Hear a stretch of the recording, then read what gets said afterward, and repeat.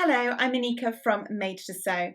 Now in today's tutorial I'm going to be sharing tips for how I finish the outside edge of my facings. I'm going to be showing you the method that I use most of the time if I'm not attaching a lining onto my facing. I'm going to be showing you how to overlock it and how to then turn it under and give a nice finished edge stitch. So collect up the facing that you're working with and we can begin. Now you're going to want to begin by cutting out your facing. Now for this facing I have a front piece that's cut on the fold and two back pieces. You may have a back piece cut on the fold too, and it doesn't matter. I will explain what you would do with that as you continue. Now I have interfaced the wrong side of my facing and I have gone ahead and I have overlocked without cutting anything off the centre back of the back pieces, the shoulder and the shoulder of the front pieces. So now what we're going to do is to sew the shoulders together. Now you're going to want to position your fabric right sides together and match the shoulders. Make sure that you're sewing the shoulders together and not the centre back edge. That is easy to do.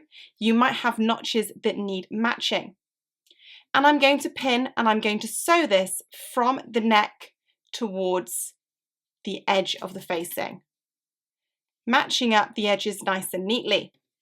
Now if you have a facing that has a gap at the centre back, and that's because you perhaps need to insert a zip into the centre back seam of the garment and the facing is going to be finished either side of the zip, then you would go ahead and sew the shoulder seams together. You would then have the ability to finish the outside edge of your facing on the overlocker. You could start at one of the openings for the centre back and finish at the other, no problem. But what do you do if your facing is a full circle? Perhaps this centre back seam here needs to be sewn because you don't have a fastening in your dress at the centre back, or it might even be cut on the fold along this seam. If that is the case, then I would recommend that you sew one shoulder first. So I'm going to take these pins out and then I'm going to finish the outside edge of the facing. This enables me to have an opening to come onto the facing with the overlocker or serger and off. If you're not using an overlocker or serger, it doesn't matter so much.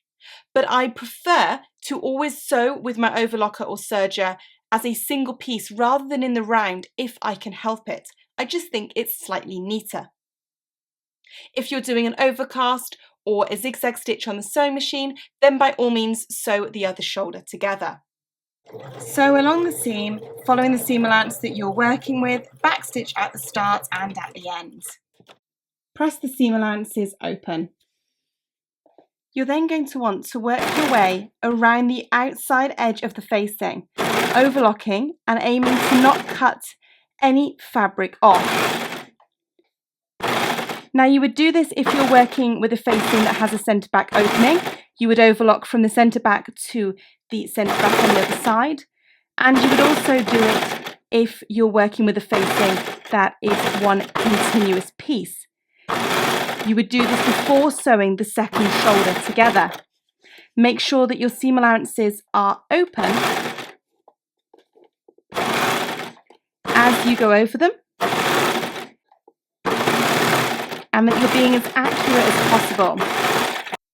Now once you've overlocked around the exterior edge of the facing, whether this is your centre back or your shoulder, you're going to need to finish the tails because you're not going to be sewing over the overlocking here. So we want to fasten it. Thread the overlocking through a large-eyed needle or a darning needle and simply thread the tail back up the stitching on the inside. Just like so. Then, if this is your shoulder seam, you're going to need to sew this together so that you can create a circle for the facing. If this is your centre back, then you will continue on to the next step. Now, if this is your shoulder, you need to make sure that when you sew this together, we have a smooth line here at this edge. So when this is sewn on the stitching line that you're working with, mine is 5/8, 1.5 centimetres, and I press the seam allowances open, I don't have from the front any fabric or any seam allowance sticking over, and I might have a little bit here.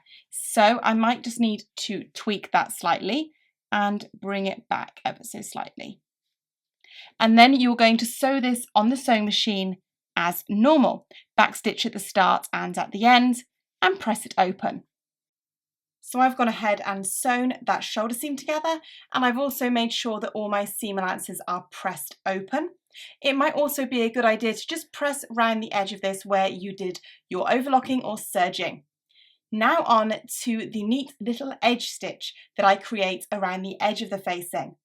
Now what we're going to do is go to the sewing machine and we're going to turn over the overlocking edge. And we are going to do an edge stitch very close to the edge of the fabric on the top, approximately a 1/16 to an 1/8, so 2 to 3 millimeters away from the turned over edge. Now I only really want you to turn over the overlocking or serging. So if your facing has a larger seam allowance than this, you may want to amend it, or you may be happier having a slightly larger width to your facing. Just make sure that your facing doesn't get in the way of any other seams, the end of the shoulder or your sleeve to armhole seam. Now, if you want to, you can work your way around and press this in place with an iron. However, I personally do this on the sewing machine by tucking the amount under.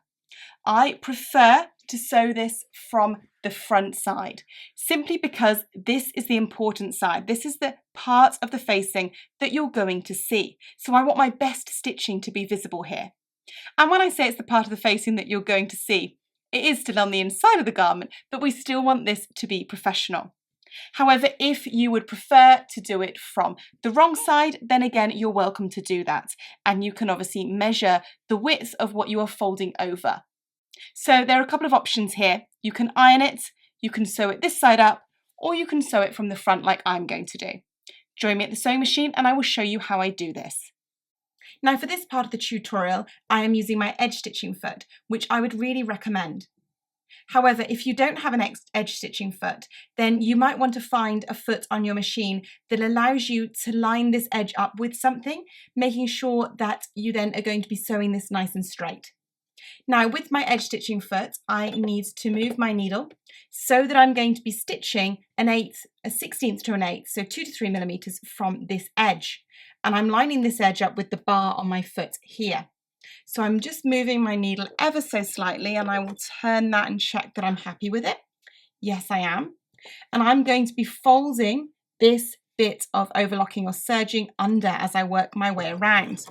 Now you might be sewing this in a circle like I am, and therefore you don't really need to backstitch to begin because you can sew over yourself when you get around from the other side. But if you'd rather backstitch at the start and end, then please do. I recommend starting at the back or somewhere inconspicuous if you're completing this as a circle. Obviously, if you're doing this and you're working with perhaps a centre back opening, then you would start at one centre back and you would work your way all the way around and finish at the other centre back. Now I'm going to do this relatively slowly as I work my way around the curves, folding under my overlocking or serging by the same amount as I go. As I said, you're welcome to press that in place if you prefer. And we will do this all the way around the outside edge of the facing. I've got a standard stitch length, 2.5 millimeters. And just the edge stitching foot, which is making this nice and easy for me. And there you have your finished professional edge to your facing from one side and the other side.